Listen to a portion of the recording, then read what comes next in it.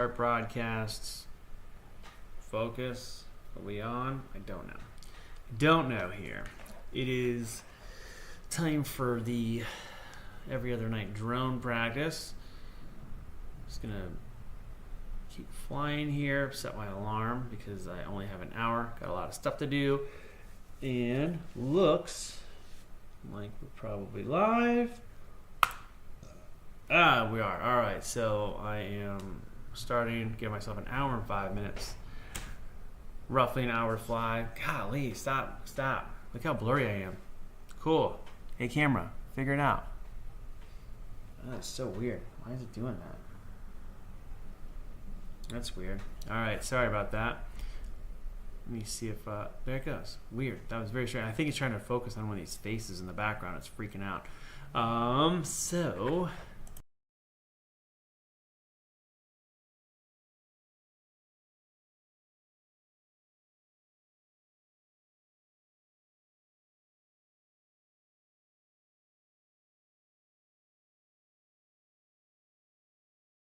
go to scene, and we're gonna go to game.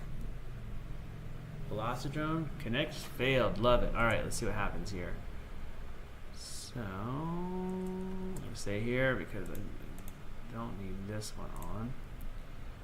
We're gonna go here. We're gonna say client timeout. Okay, cool. All right.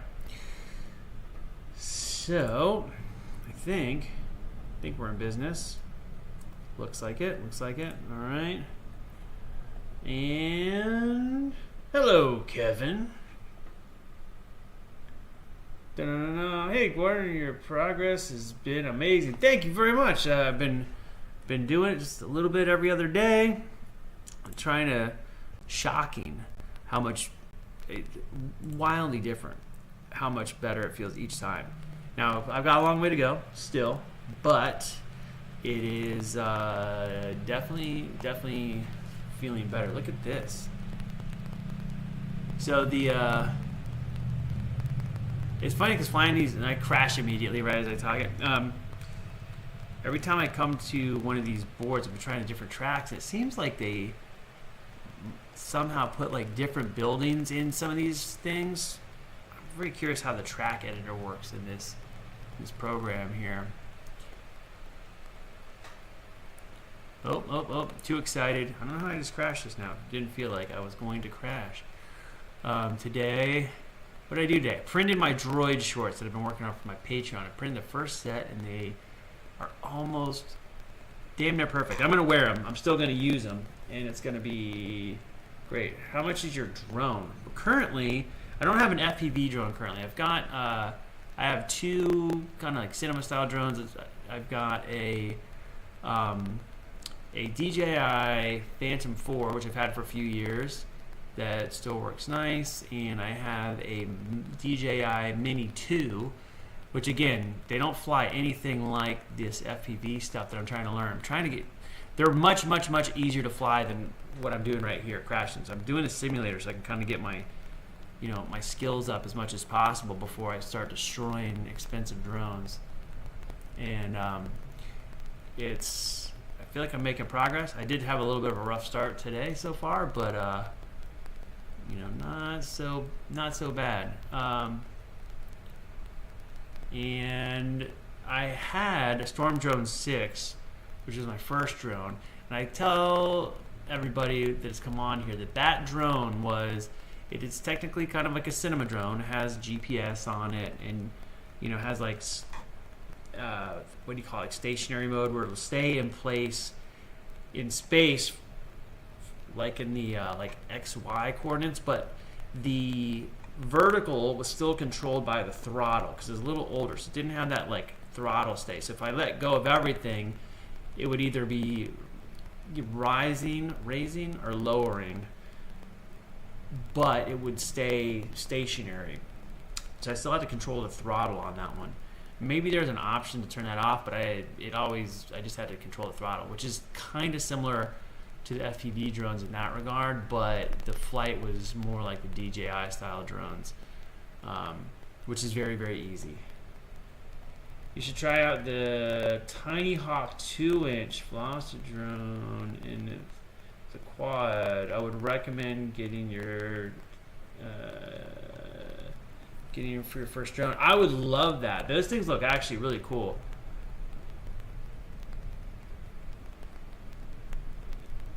Yeah, I see. That's what I want to get. I like those. Like those little tiny drones. Look so fun to me. They look so fun. And I've watched so many videos of people flying those little things around, and it just looks super, super fun. Like they're flying indoors and doing all this stuff. And again, like I don't want to destroy an expensive drone right away, so it'd be nice to practice on something that's small and forgiving, and then work my way up, but then like have some real life experience to go off of.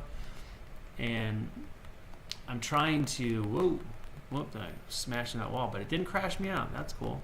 I'm trying to figure out if I'm just gonna like save some cash and dump it into a nice set of goggles, or if I'm going to get cheaper used goggles first, just so I have something, and then invest in another set later. I don't know yet. It's tough to decide, and I have a bunch of stuff coming up right now. Like I'm going to Florida to play shows in April, and I'm going to Japan in April, and then my brother comes out in May, and we have a bunch of stuff planned. I would like to have the drone before my brother gets here in May, for sure. Like have something to go fly around. Some of the places we're going are really pretty, and it'd be nice to get some cool footage. But there's all that stuff. And the film industry has been super freaking slow the last month. So it's like typically I have enough stuff to do, and this month has been very slow. So I got a couple things in motion and some projects, a couple things I'm building that people are interested in buying, so we'll see. If I finish them and then I sell some things, then I'll have some cash to get a drone. But until I know, I gotta just kind of plan it. So I'm just plotting my course for what to do. Now, oh, PETG shorts. Hang on a second. We're gonna crash it and we'll look. Da da da da da. PETG shorts. They're awesome. I have like a couple tiny little tweaks. Overall, I'm gonna wear the ones that this pair. I will wear them, but there are a couple like maybe like 15 minutes worth of tweaks to do before I post them, and then they'll be ready to go. But I put up a video on one of my shorts here on the. It's funny, they're shorts. The YouTube shorts. I posted a video maybe like 30 minutes ago or something of me with them on. They fit great, and if I put them next to the ones that I sculpted that are based on the original, like real shorts, a lot of reference, the sizes are accurate, everything's accurate, so I'm very happy about that. And they're not trimmed yet in the front, like how I normally trim my shorts. I have not trimmed them yet, so they're just the full thing, but I put them on. I was walking around the house in them and stuff, and actually like the PETG is kind of nice. It's about the same amount of flex as vacuform shorts, and again, I haven't cut the middle out like I usually do, which makes them a little more flexible. I haven't done that yet, and I haven't trimmed the front profile. I usually cut out as much excess as I can, just to so there's less material inside the leg to deal with. And I haven't done that. They still fit like really good. So that is pretty nice. And I wasn't sure when I got them. I was like, oh, I hope they fit and everything's good. And guess what? They do. And it's great. So, oh shit. So yeah, the Tiny Hawk 2 is amazing because you can fly both outdoors and inside. See, that's what I want. I want to be able to fly outside and go zip around some things. And where I live, it gets kind of windy, so I'm sure like a little drone's going to get pushed around quite a bit, but I'll fly it in some spots that are not so gnarly with the wind. Whoop, whoop, whoop, whoop, whoop, whoop. Love it. Crashing away. Yes. Natalie's going to make some coffee, and I am very excited because I'm going to be up all night because tomorrow is Natalie's birthday, and I'm making a cake. It's going to be hopefully good. I've been talking it up all day, so hopefully I don't mess it up because I don't have a backup plan. It's going to have salsa filling. Oh, yeah, it's going to have salsa filling. It's going to be strawberry cake, vanilla icing, and salsa filling. Oh shoot, I almost made that. Definitely try them out when you make files available. I might post them tomorrow. If everything goes smooth, tomorrow or Thursday, because tomorrow's Natalie's birthday, so we'll probably run around a bunch. But if I might work on them tonight while I'm baking stuff, because I'll be around a little bit. And it's literally just, I'm going to sharpen a few details, and then there's 2 little spots where the corners are just a little bit thin in the print, and if I make a quick adjustment to it, it'll be fine. But right now I just gotta, it doesn't mess up the print. Like, I'm still gonna wear the ones that I made, but it's just a thing that I want to tweak for the other ones. So I gotta figure out how to do the file uploads for Patreon, and I'll get them up there. And then since they're pretty happy with them, I will probably do the 2-piece version pretty soon as well, along with I'm still doing obviously the foam fabricated version. And I got a lot of that pattern done last night, so we'll see how it goes. I want to make a set before I post them just to make sure that they work the way they're supposed to. And also there's a lot of stuff on the pattern that I would just know to do because I'm making them. I need to be able to mark up on the actual parts so that people know what to do and don't mess it up because I left some instructions out.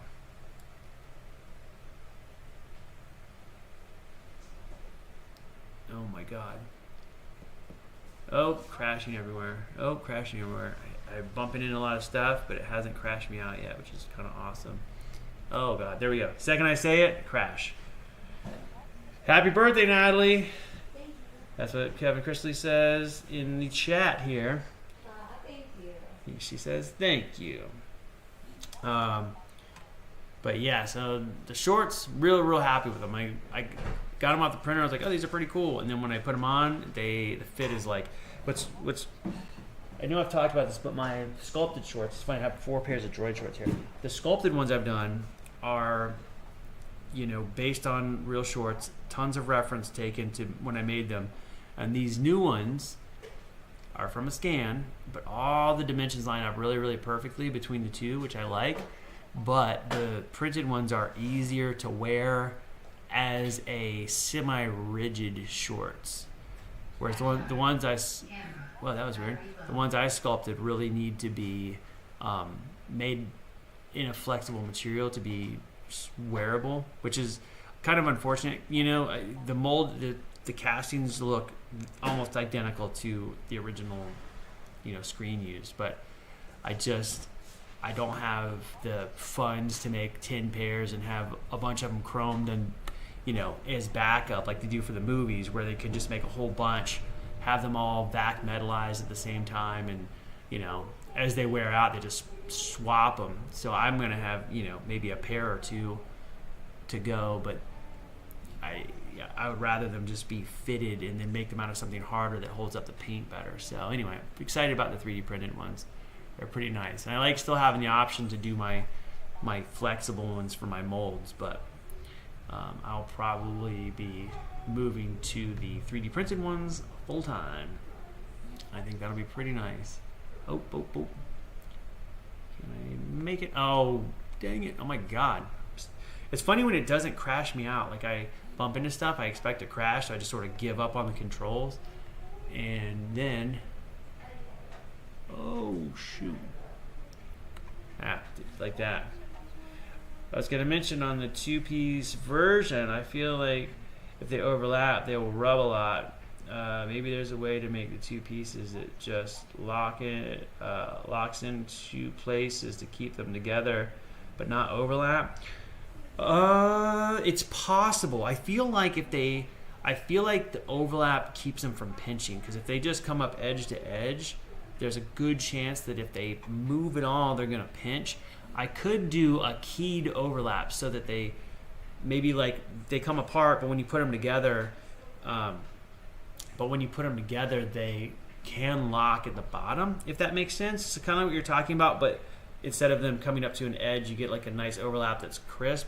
One of the things they've done on a lot of the costumes for legacy effects is if they are doing like Velcro inside, they will offset the dimension of the Velcro so that the parts, everything's level on the outside, but the tabs on the inside line up with the space accounted for the Velcro. And maybe I can do something like that so that you can, like, when you travel, that's one good thing about the two-piece shorts is that they're smaller, they take up less space in your stuff.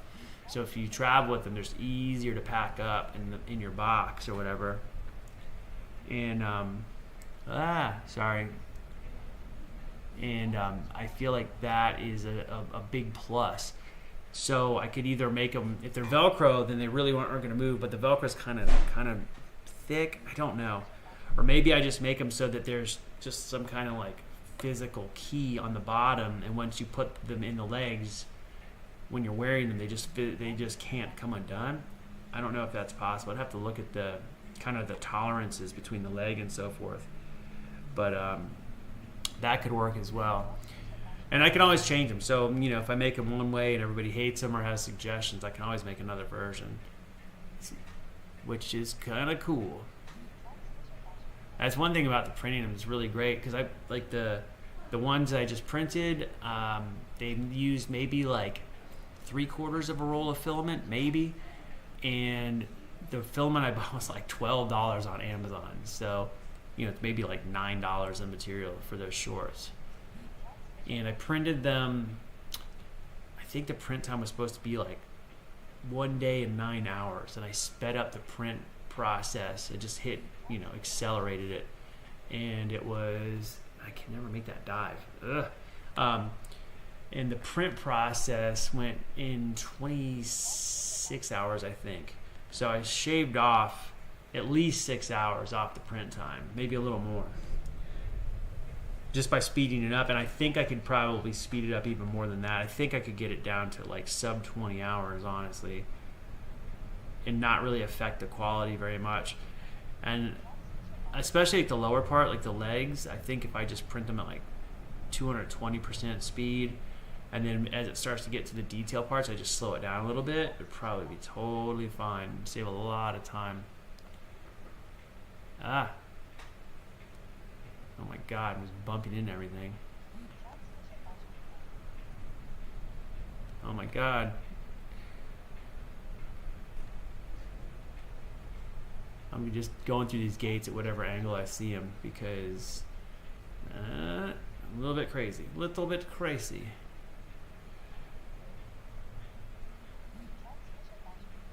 My transmitter battery's already yelling at me, but it's got a lot of juice left. It should last for the rest of the time.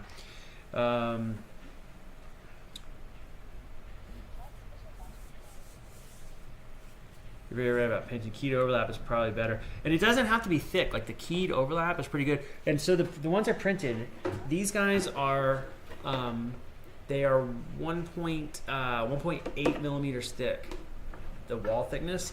It's basically 2 layers on my 1.8 nozzle. I think that I could do 1.2 millimeter layer thickness for the walls, and it might even be better, especially for like the legs.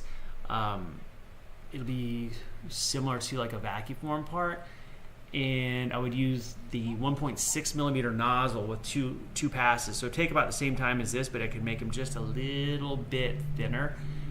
These aren't too thick. Actually, the thickness is fine here, but I might do a set just for my own tests with the 1.6 millimeter nozzle just to see, and then maybe post both versions online, because it doesn't hurt me to make another set, have them on hand, especially like if I get down to where I'm chroming things.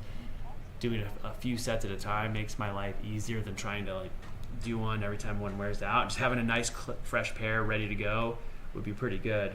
Let's see how much on the 2Ps version. Oh yeah, I already read that one. But yeah, so that is cool. So I'm happy to get those things done today. I'll probably do a video about them, and then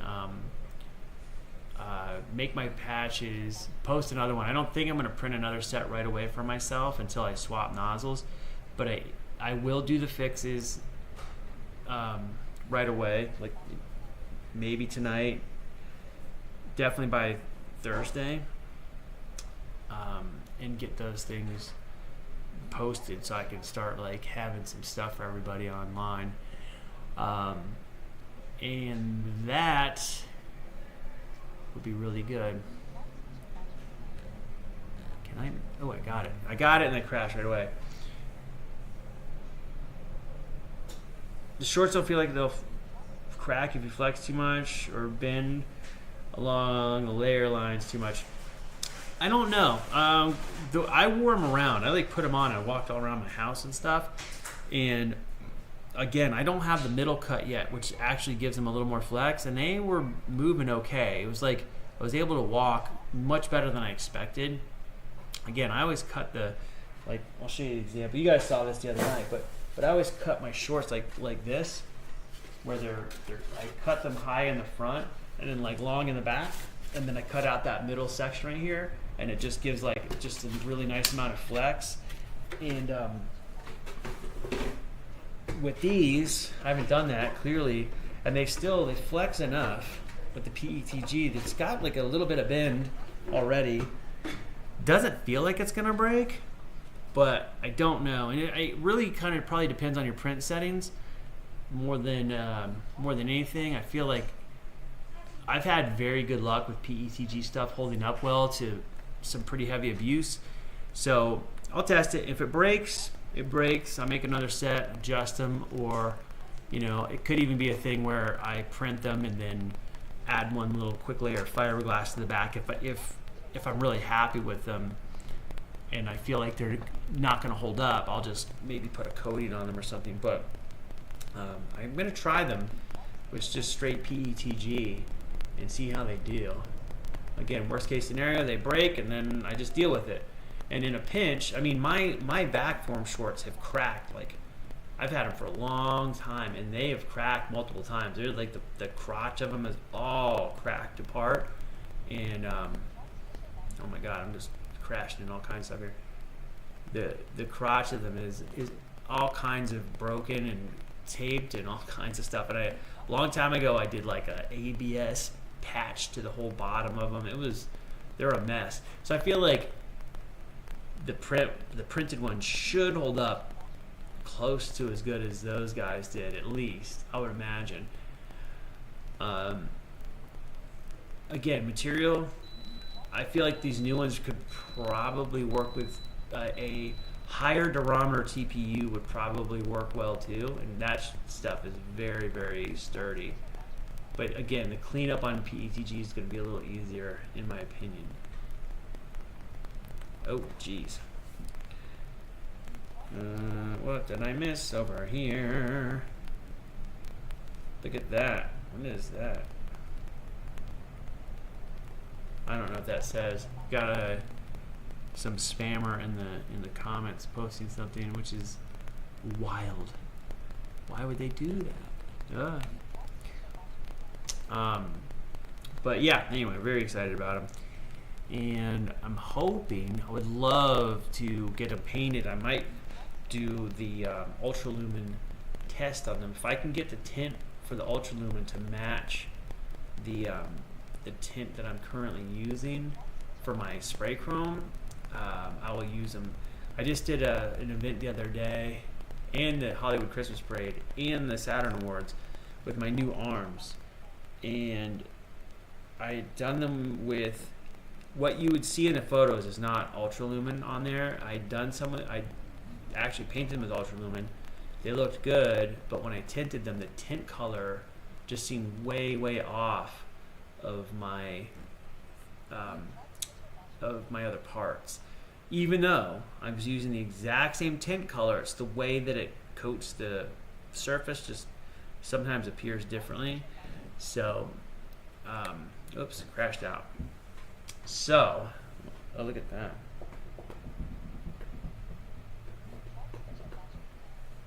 Look at that, getting a bunch of emojis on there. Walking sun, I don't know what that means. Foam is still what I'm looking forward to the most. Oh, but yeah, the foam will be cozy, comfortable.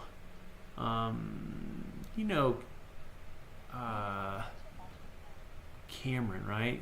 He's in Australia, and he did the naked 3PO and all that. He's the one that did the Forlom that's foam fab, and it looks really good.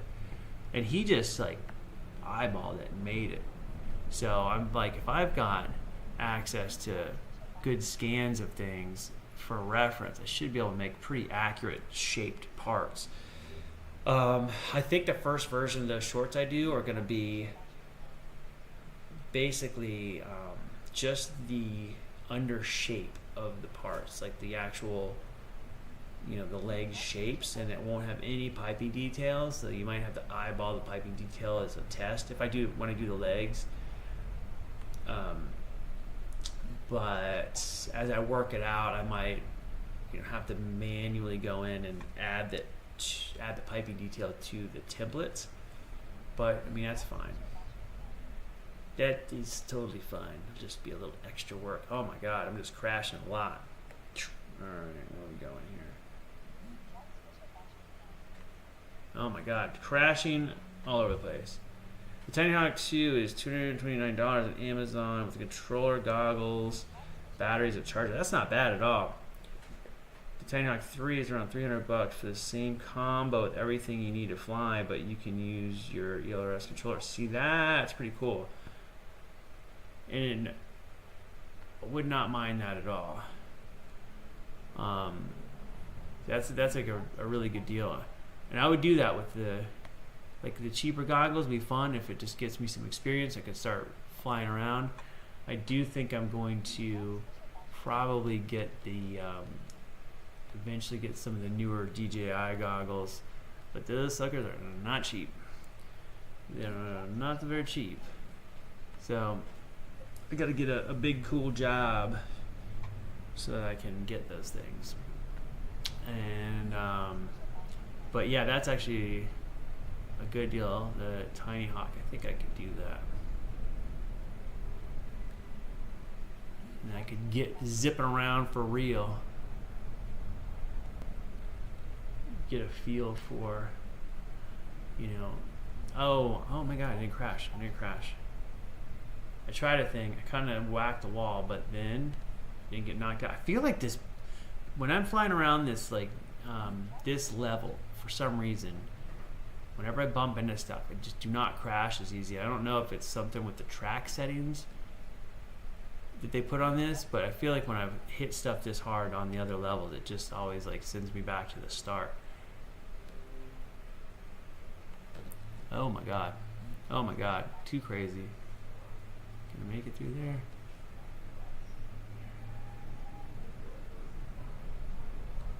Oh, whoops, missed it. You try flying the Tiny Hawk and Velocidrone. See, that's cool, yeah. And you think it'll feels pretty accurate, right? Like that. Apparently, this one's supposed to be really good with the physics and everything. So let me go check it out. Let me see if I can change drones. So quad settings. Change quad settings. Change track. Can I change my quad in here? Do I just change? Let me go back one. Ghost data management. Track. Oh my god. OBS disconnected. Sorry guys. Says it's reconnected now, so my apologies for that. Oh, it's hanging over here. There it goes. Sorry about that. My my OBS player messed up. If I get out of sync, let me know, because the other day it did that, and I just restarted my camera, just turned the camera off and back on, and it seemed to work. So let's see. Here's my full flight time in here. 16 hours and 25 minutes.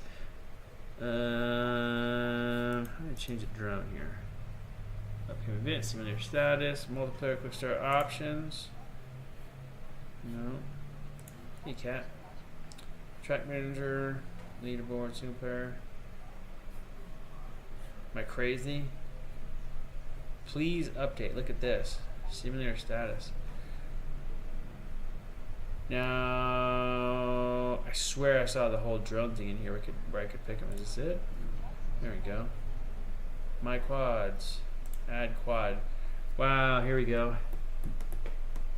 You're out of sync. Okay, cool. Let me go to here. I'm gonna do this. This worked the other day.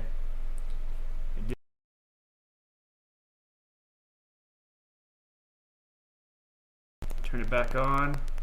Now let me see if that did it or not. Here, I'm gonna do this. This worked the other day. Give me 1 second here. I can hear it on my other machine, so I can see what's happening. Turn it back on. Let's see if that did it.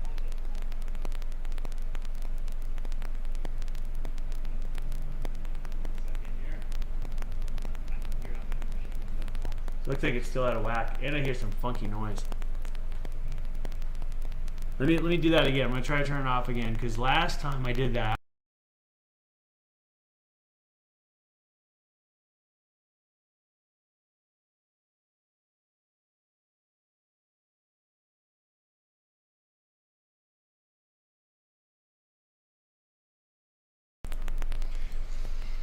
All right, let's see if that worked here. Sorry guys. The other day I tried to do it where I was just gonna hide my face so I could talk, and even if it was out of sync, it wouldn't really matter much. And we'll see here. I'm watching. Oops, I was watching live. And see if I've caught back up. Oh gosh. Oops. Dang. It does this thing where my mouse will hang on to my timeline, and then I can't tell. Oh, it looks like it's back. All right, sweet. Okay. Oh shh.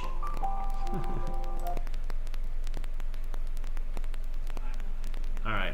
So I think we're good now. I'm gonna go with it. If I get out of sync, just ignore my face here.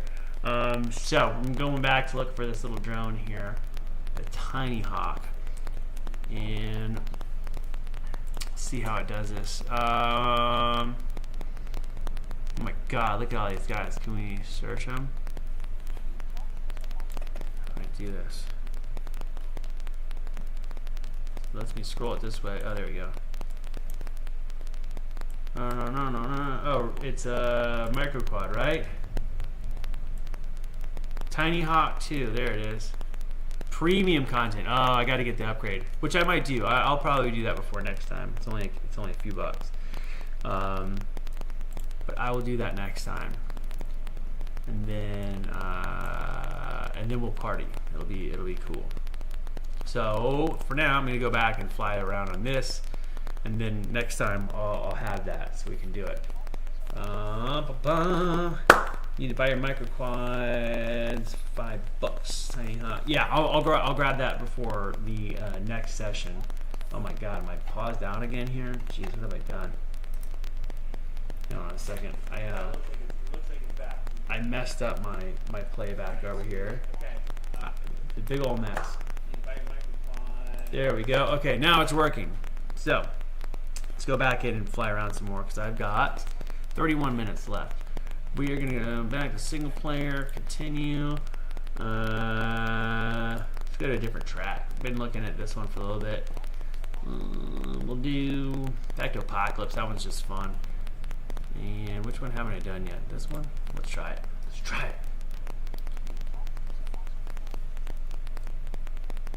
You don't have to buy the HX115. Oh my god, where have I gone? Look at this. Just flying all over the place here. Yeah, I'll pick up that little guy before probably tomorrow night or something, and then the next day, on Thursday, when it's time for my next drone practice, I'll take that guy out. I think that'll be pretty cool.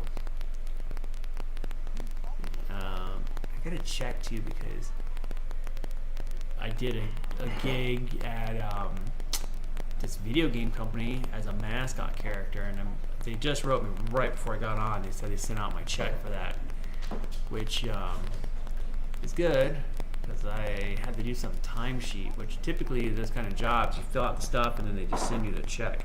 but they have this program called Rap Book they use for some shoots, and I do not like it. And every time I get a job where I have to use Rap Book, I feel very frustrated. But apparently it's a popular program for bookkeeping for film production stuff, for some film productions. I gotta check and see. I did a gig with these same people a while back, and I'm sure I got paid for it, but I do not remember it. My brain is just blank. And I'm gonna find out. I'm gonna write them and say, hey, can you confirm I got this check? Because I do not remember.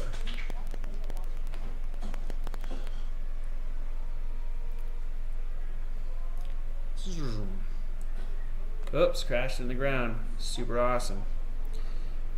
And I think I flew this one. Golly, man, I'm just crashing all over the place. Sorry, guys.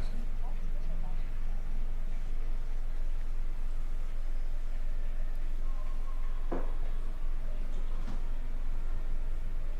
think this is a variant of one that I tried before. I'm trying to do like the different, the different tracks I haven't tried yet.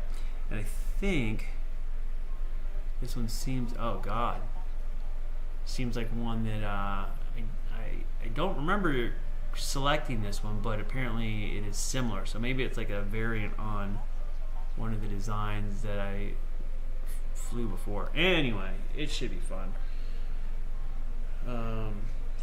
And tomorrow, like I was saying before, it's Natalie's birthday, so we're gonna go out to dinner. We're gonna see a show, see a play. We're seeing like a Shakespeare thing at in Pasadena, which should be pretty cool. But it's supposed to rain tomorrow, so hopefully it's not crazy driving to get to where we gotta go. Because all the fires and stuff, they burned up all the plants, and because all the plants are burned up on all the hillsides, it means that the chance of mudslides is much higher. I tried to do some cool, smooth move there, and I didn't quite get it.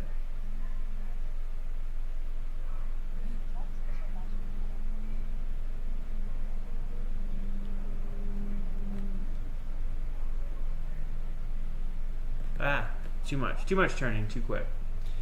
Too much, too quick. Hopefully I'm still in sync now. I can't see myself at the moment because there's some ad playing, so I'm kind of behind on the what's going on. I am still working on my room upstairs, and I was gonna try to just get all my stuff moved back up there, even though it's not quite done yet, but it's very crazy in there right now because a lot of the items that lived along that wall are now over where my computer setup usually is, and I gotta shuffle it all around, and it becomes very crowded in there. I need to get rid of some crap, so I might put some of my droid scrap parts up for sale and see if anybody wants them, because it's just too many things, not enough space, and my garage space is crazy too. And I've got a couple molds to finish for somebody else, like as a project thing, and there's one sitting on my bench forever, and it's almost ready to mold. Everything's clayed up and everything. I just got to make the mother mold, but I was out of chip brushes, and then I bought a bunch of chip brushes the other day, and it came in yesterday, so I don't have any excuse to not finish that up. So I hope I can get that done soon and get the RX droid that I'm working on back onto my bench so that I can work on cleaning and assembling that thing, because that thing will be pretty cool. And it's going to be sort of static, but I don't know. Somebody told me they'd be interested in buying it if I finished it. So now I'm doing, like, do I finish that one and sell it, or do I make another one and sell that one at the same time? I mean, I feel like I could do the both. The crashing and not having to reset sometimes is realistic. Sometimes when fly for real, you hit something and keep flying. I've had that happen actually, just with my DJI drones. I actually had it get tangled up in a tree one time, real bad, and it like fell out of the tree, and I was like, oh no, I just destroyed my drone, and it righted itself, and it caught itself halfway in the air, and I was like, oh my god, I figured drone was just trashed, and everything was fine, everything was not a problem. It was pretty scary. And honestly, like that kind of thing is cool. And I feel like these little guys with the prop protectors, little prop guards, are going to be a little more forgiving as far as bumping into walls and stuff. Not that I want to slam at full speed or anything, but if I like clip something, I feel like my chances of it going really bad are not so ending of the experience, as I'm trying to say. Won't shut me down for the day.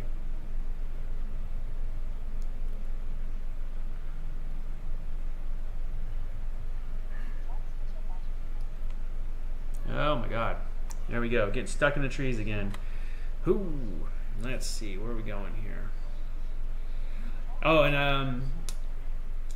I was in Natalie's office earlier. She had another little webcam. I was like, oh my god, are you using this? And she said, nope, you want to use it? Yep. So I'm going to set that up as a second little view so I can show what my hands are doing for the flying, which again, if it gets out of sync, that would be a bummer, but you know, maybe it's interesting for some people. That was one thing with the DRL simulators. It had the little controller icon at the bottom. It would show what my hand was doing. Again, that might be even useful for me later to look back and see if I've done something, like how exactly I pulled it off. But I feel like now I'm starting to get a pretty good hang of how to move this the way I want. As far as my turning and stuff, it's getting better. I don't quite have those tight turns, tight fast turns like the racers do, or they're changing angles super fast around the gates. But I'll get there. I'm getting closer to it. I can feel what I need to do. I'm just not quite fast enough yet.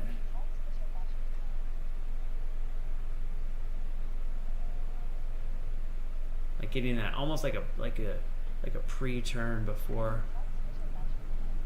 you go through, or like if I know where the next turn's going to be ahead of time, I can sort of set myself up for it.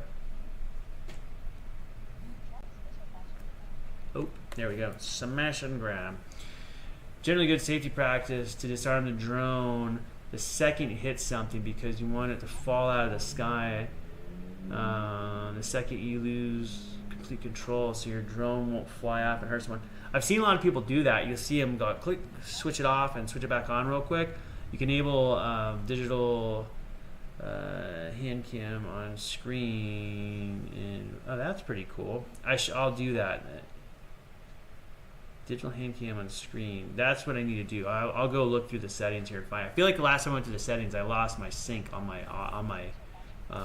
footage. So I'm gonna sick in bed, chicken soup and hang. Yeah, there we go. That's a bummer. Try putting any drone airframes? No, but I will. Actually, I'm kind of excited about that because there's a bunch of them online already, but I'll probably just model my own. Once I get one in hand and I see how the components really assemble, I'll probably just take measurements and then start making my own frames.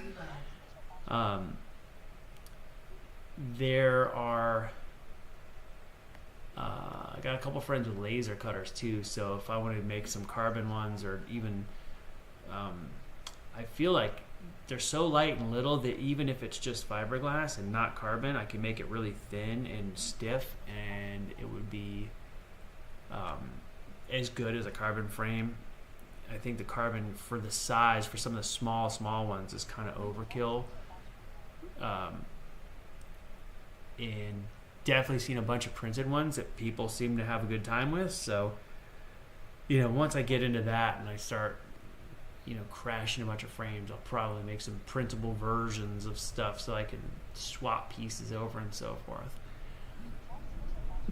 I'm actually pretty excited. I'll share those things on Thingiverse once I do them. If I make some that are, worth a damn, then I'll share them. Oh my god, crashing again.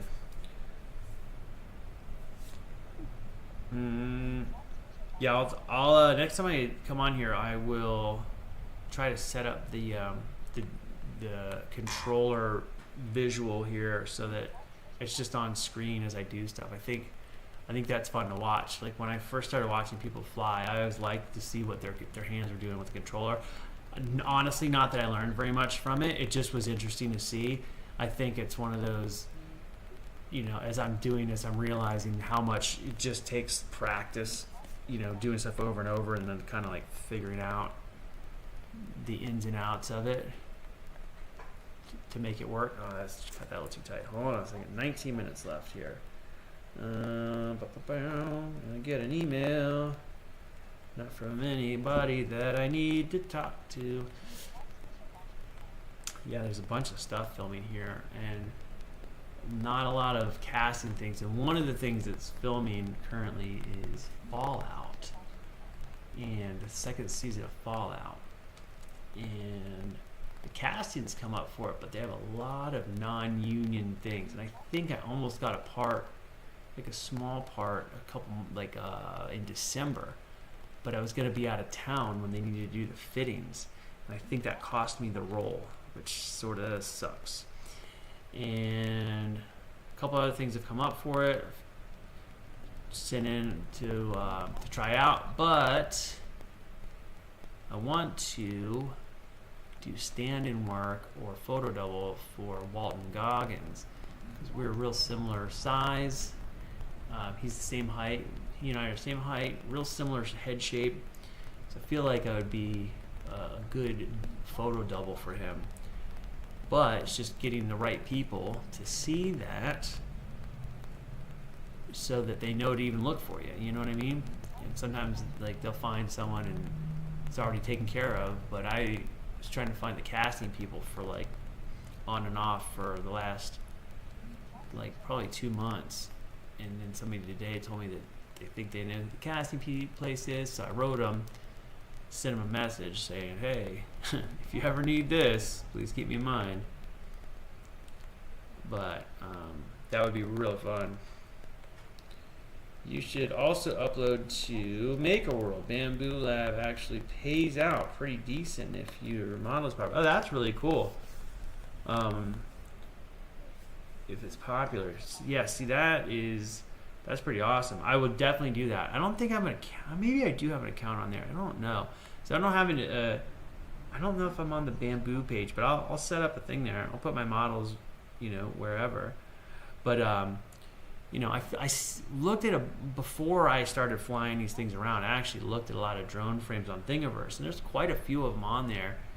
And at the time, like, I feel like I've learned a lot since then. And I'm still obviously very, very green, but compared to what I was looking at before, I kind of can see some of the benefits to wear hardware mounts and so forth.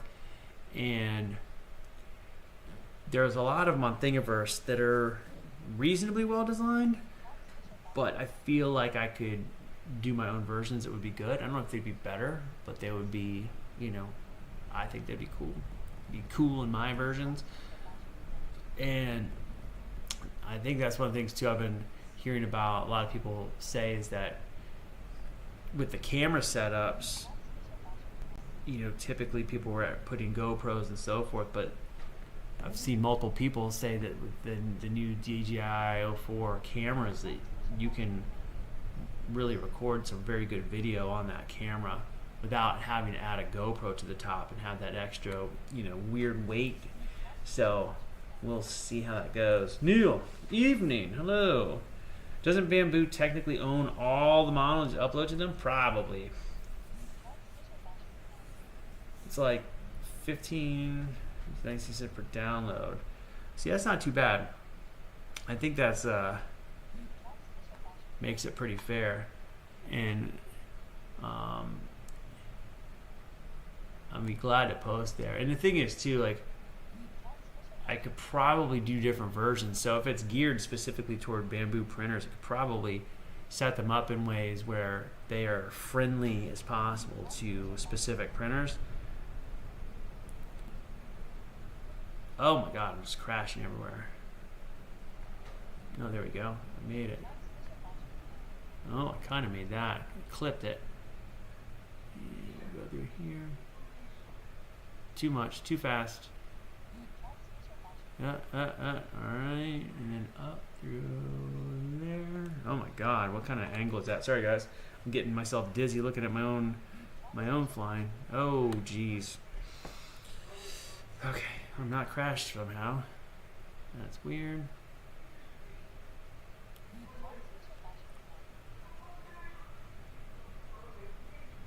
It is fun flying real, like, kind of low and close to stuff. And if you guys were here earlier, you saw I like flying high up because it's just so forgiving. But when you fly low and close, it's a little more exciting.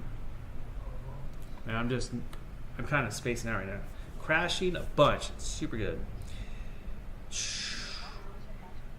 But yeah, making a frame sounds really cool. And also, like I said, setting up for like laser cut plastic or something would be pretty cool too. But the printability factor is good. And there's some things that I don't know if people don't do it because they're not thinking of it or if there's a reason why, but there's some ways of making supports on these little tiny 3D printed frames that would stiffen them up, but also kind of give some, some little channels for cable guides and so forth.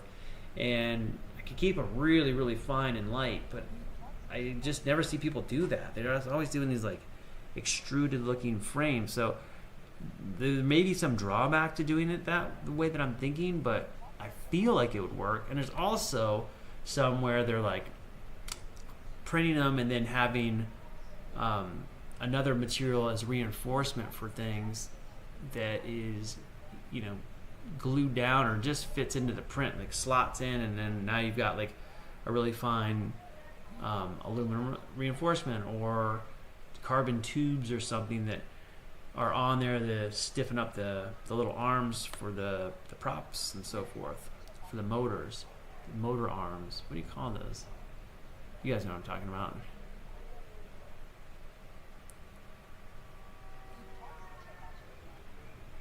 Oh shit. Maker World does not own your 3D models. When you upload them to their platform, you retain ownership of your creations, but you grant them a license to distribute and display your models on their site. See, that's pretty cool. Yeah, I don't think actually, now that I think about it, I don't think I've actually looked at their model catalog. Do they specifically cater to people with bamboo printers, or is it kind of like Thingiverse where you can, Prusa has one too, where you can just get models and you just download the STLs and then you can print them on whatever printer. Is it set up like that where you it's just the model resource? I like that there's like a small fee, because if somebody, you download thousands of them and sell them, like, 15 cents is a nothing burger for someone to pay, but a lot of people download it, you might make some money. Honestly, when I bought the Phantom, the DJI Phantom 4, I got that drone with money that I'd made off of 3D models I was selling through Shapeways. And I wasn't even marking them up that much. And my markups were really small, but I guess I just sold enough of them that I had all this money in my PayPal. I went to PayPal to see, like, how much do I have? Can I afford to get this drone? And it turned out I had, like, more than enough sitting there just accumulating over a few years from 3PO parts. And again, my markups were very small on most of my parts. So I don't know how many I sold, but it was enough.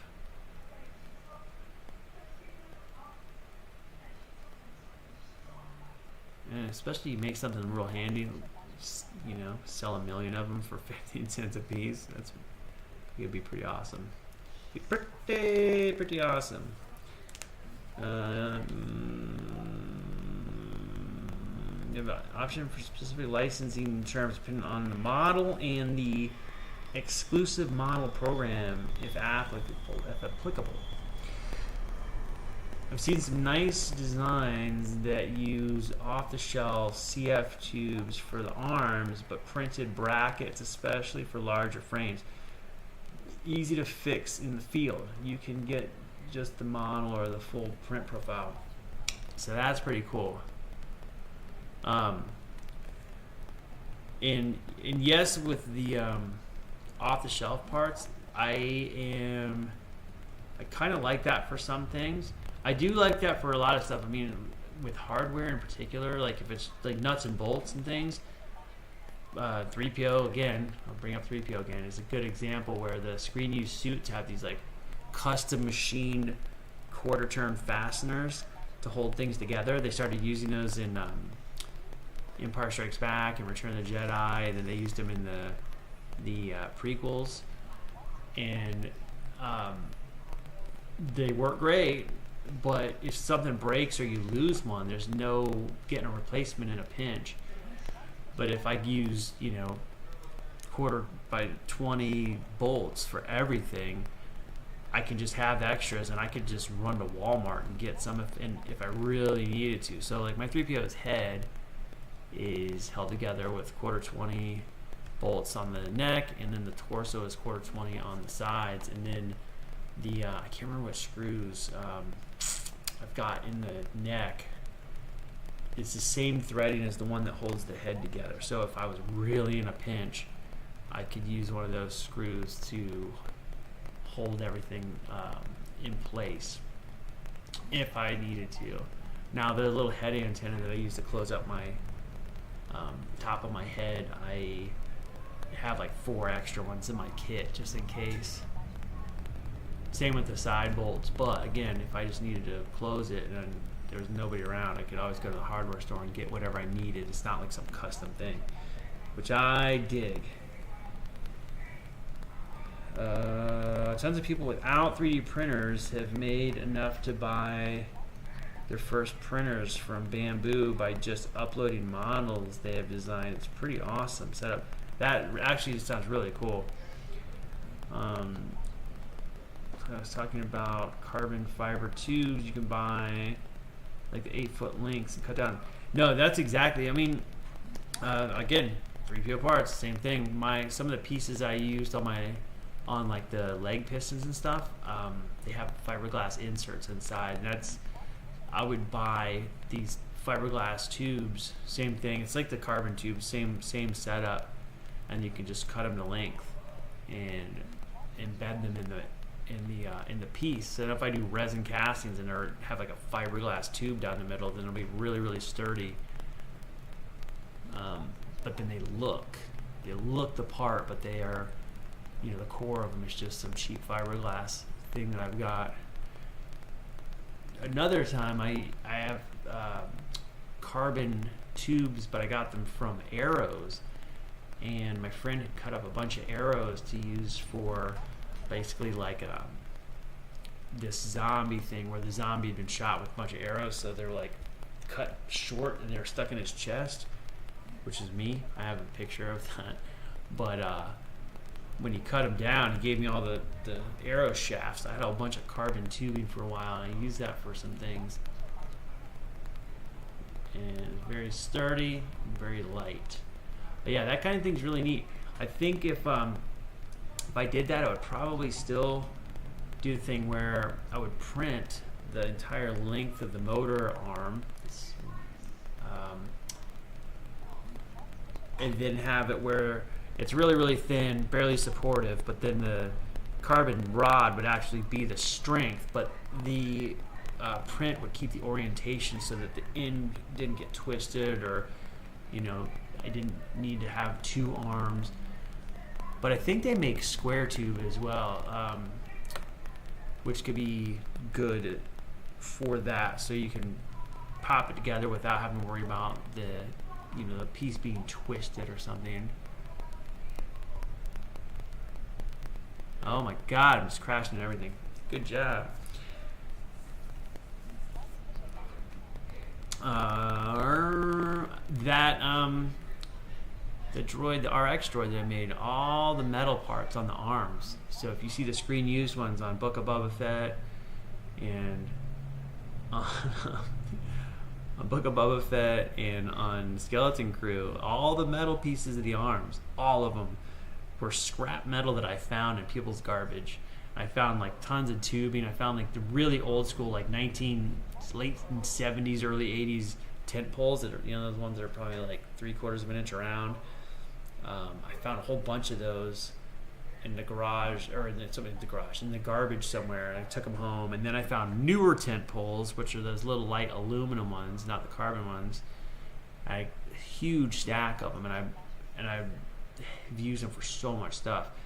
But the wrist pieces are made from those, and then I can't remember what the other ones were. There's just a whole bunch of metal tubing that I had collected. I had this big bucket full of metal tubes in the backyard, and when I was modeling the parts for that RX droid, I was like, okay, these pieces, I've got a bunch of tubing out here, let's figure out what the closest tubing is, and I'll just model the droid to match as close as possible. So if it's like a millimeter off or something, it's not going to matter. So I just found the closest tubing and then modeled it in, and then I just went in my scrap pile in the back and just grabbed the metal that I needed for this thing, and they all made it on screen. So all the screen used ones are made out of parts I found in the garbage, at least those parts. Carbon tube arms are nice for heavy lift and cinema drones, but FPV drones have moved past that, and they're pretty much exclusively flat carbon sheet based these days. Yeah, that's what I've seen, is all of them, they look like a dual layer, like a carbon cutout piece, and then maybe like another little carbon lift for where the electronics go, like the transmitters and stuff, and the receiver also like sandwiched in like this little area, and then the camera mounted on the top or in the front or wherever. And I feel like at that scale, the carbon, as strong as it is, might be overkill for something, especially when they're really little. And I feel like I could get away with some other stuff, and maybe I can't. Maybe I'm totally wrong. I'll try it and it'll fail, and that'll be okay. I'll try again. But I've got some friends with some laser cutters, and I might pick up some different plastics and see if there's something that works just as well, and I could just zing out a whole bunch of frames for really cheap, or even print them with some different materials. I feel like nylon or PETG could be good. I might have too much flex. I know the carbon's a lot stiffer, but yeah, it'd be pretty interesting it'd be fun to play around with, and it doesn't hurt anything. They're so little that even if I'm 3D printing the parts, it's like 60 cents worth of plastic maybe to print a frame. So a roll of filament can make a lot of different frame options for me. And I'll try to do some custom stuff. Maybe it's terrible, but if it's cool, that could be neat. Oh my god. Oh shit. Almost made it.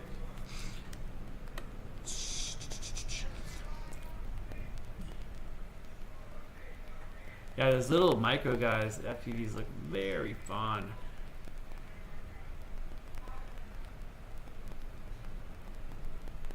I am hitting more stuff tonight than I have in the last few nights. I do feel like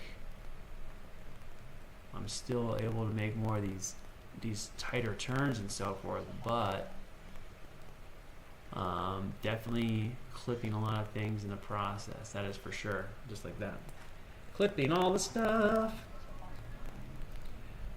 For the life of me, I can't identify the arm actuators.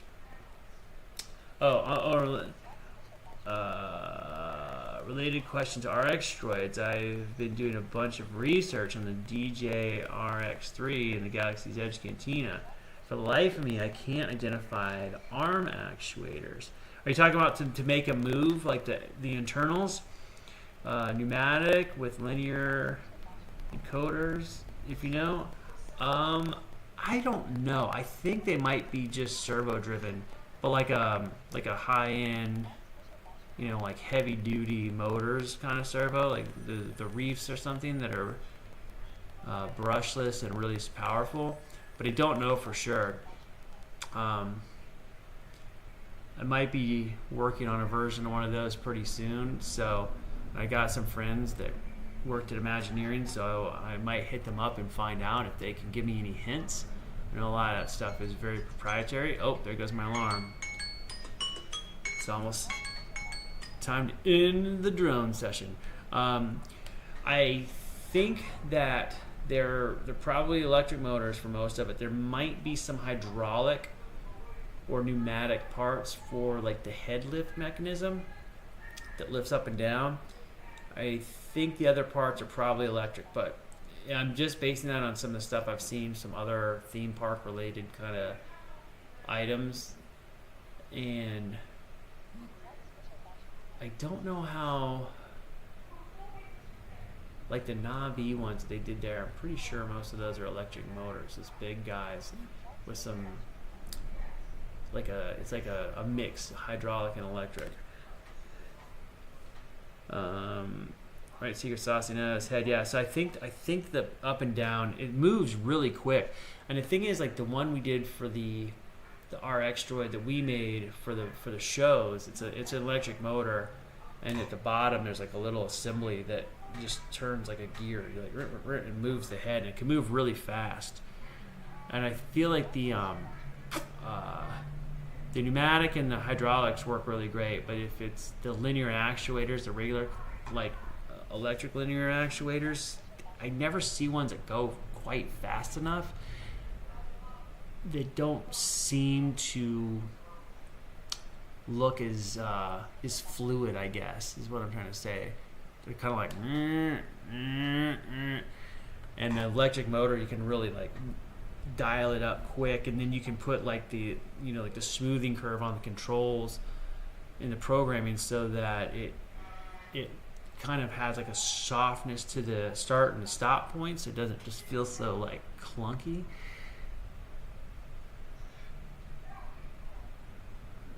Oh my god, I've crashed everywhere. Yeah, a friend of mine worked on the RX, a couple of my friends worked on the RX droid in the Cantina, but one of my friends that worked on it died. John Farmer is a super nice guy. And he's actually one of the reasons that my stuff got into the Cantina. So like all my canisters, John Farmer was the guy who he purchased one from me like, I don't know, like a couple years before Galaxy's Edge opened, and it was to basically show the Imagineers that he bought one from me and one from my friend Scott. Scott makes a bunch of those canisters as well, and mine, the mold is cleaner, and Scott's canister has a dent on the back. He does good castings, and he sells them for pretty cheap, but mine were just really, really clean. But I didn't know I was going to get the job for a while, and they ended up hiring me through Tom Spina Designs. And at the time, I know there were some other places that were looking, because I went for like a year where I didn't sell any of those to anybody. I got a request from somebody that was at like ISS Props, and I was like, yeah, I can make them. Like, and then I talked to him, and then I was like, hey, are you gonna be doing this for Galaxy's Edge? And he was like, yeah. I was like, no, you're not getting my casting. I'm not gonna sell you one casting so you can make dozens of them for the parks, when I could be making dozens of them for the parks off of my mold. So I didn't sell any of them to anybody, because I didn't want any shops getting their hands on them before I had a chance to make them. And I'm glad I didn't, because I probably would have lost that job. No, it's I know it's kind of crazy. It's sort of sudden. That was a few years ago. Giant mesh chillers driving the head bob. Yeah, I could believe it, like being like a hydraulic thing for the whole up and down bit. I don't know with the other pieces there, how they all work, but yeah, the mechanics in those things are depending on who's making them, because there are some things that have been made by other places, some different stuff. that it's like a blend where like some big major moving parts will be like hydraulic or a pneumatic thing, and then the small elements will all be electric motors. And again, they're like these really expensive servos or just motors that are programmed, and just like, you know, stuff that's kind of out of my price range if I'm just building a hobby thing. But they have to run, you know, million cycles or something with no maintenance. So I get it.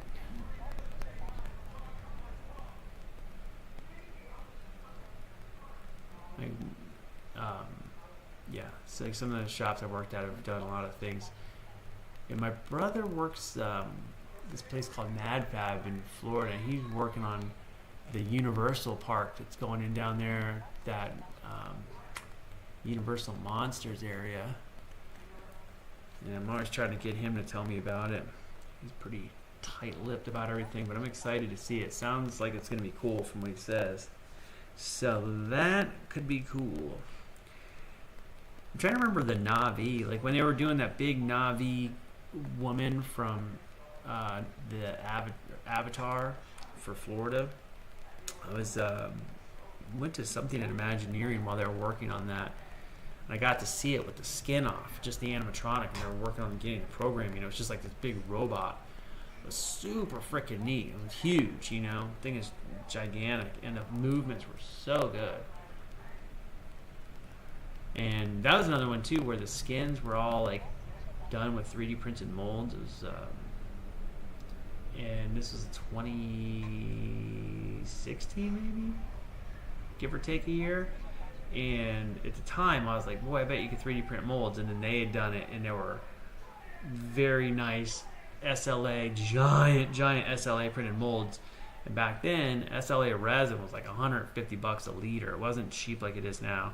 And I remember just seeing the molds for like the lay. I was like, man, the resin cost alone had to been like 10 grand. These molds were huge, and I don't know where they got them printed, but the prints were humongous. Especially for then. Like now, I feel like it'd be easier to get prints that big, but at the time, I was like, I don't know who makes a printer this big that does resin printing. They were massive. There's probably like 3D Systems or something. I don't know for sure, but they did the stuff like 3D Systems owned Gentle Giant, and when we did those Chewbacca's we worked with Gentle Giant and Tom Spina Designs, and Tom basically handled the hair and all the heads for these Chewbaccas, and he did the hair patterns for the initial ones. So they got this full-size Solo Chewbacca from the Solo movie that was, you know, 3D modeled in ZBrush and printed in resin, big resin print, and it was thick. It was the same thing where I was like, man, how much did this print cost to make? It's so much resin.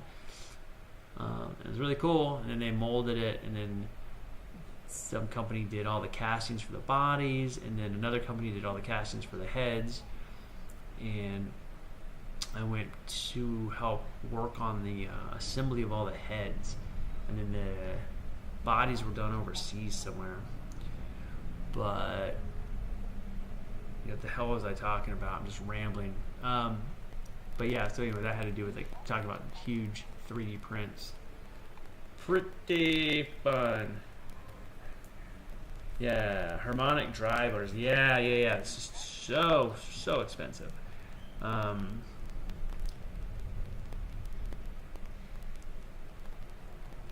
Giant pneumatic cylinder driving the head bob. Yeah.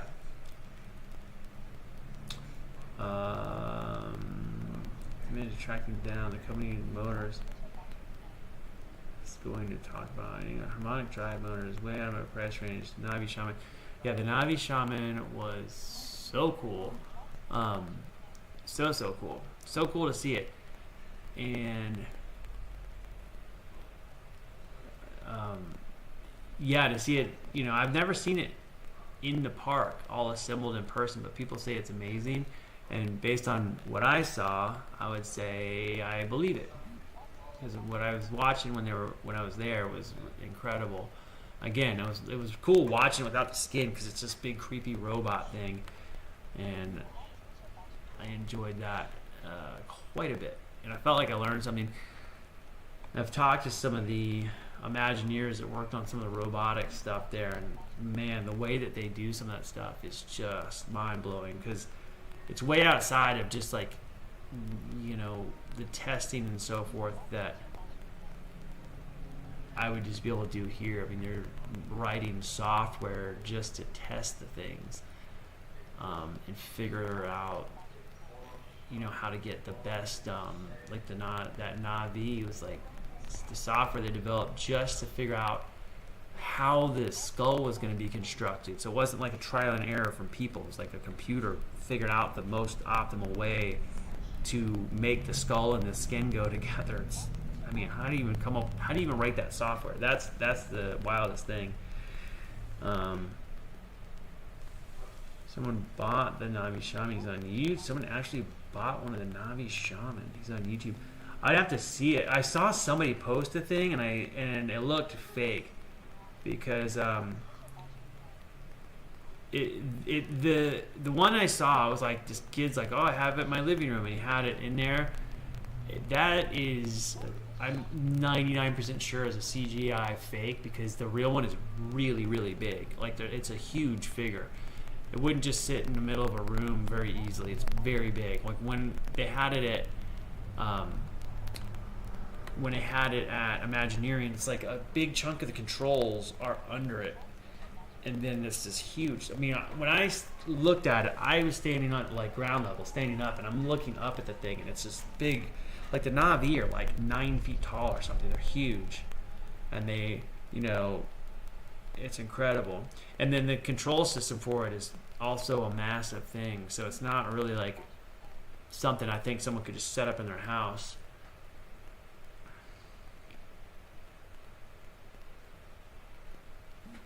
And it's probably like, you know, I don't even know, like tens of millions of dollars in research to get that thing figured out. It's very, very, very expensive. And Disney's like hyper proprietary with their stuff. So I would be very shocked if one made it out into the wild.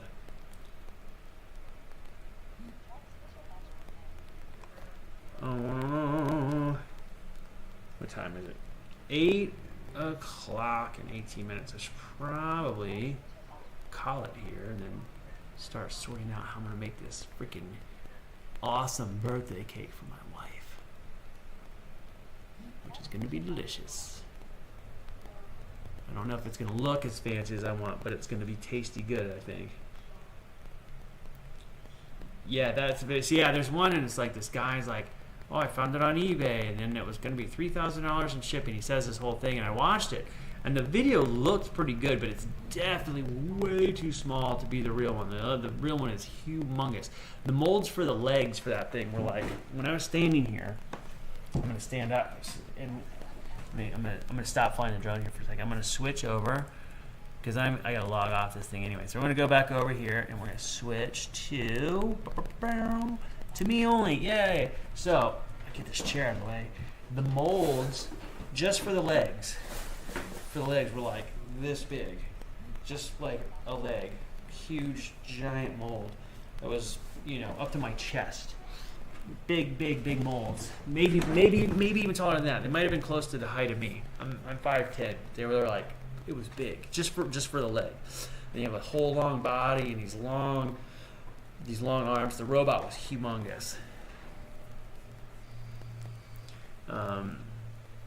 Yeah, it was pretty freaking cool though. But I did see a video of a kid. He says the whole thing. He bought it, and he's like, "Oh, it was a $3,000 shipping." He puts this whole thing together, and I was like, I don't think that's the real thing.